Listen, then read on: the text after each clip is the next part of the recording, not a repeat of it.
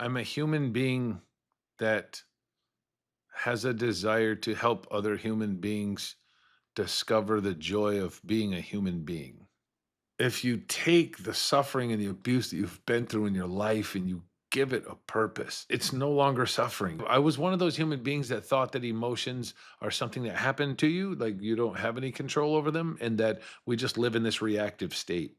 And through the process of self help and self reflection and meditation and self forgiveness, I came to realize that emotions are simply signals from the brain giving you information about the world around you. And when you come to that understanding, you then learn that you can control those. And when you can learn to control those, you can take control of your life. And that forgiveness is the secret sauce to everything in the world. This is how we can pick ourselves up and move forward. Suffering ceases to be suffering the moment it has a purpose.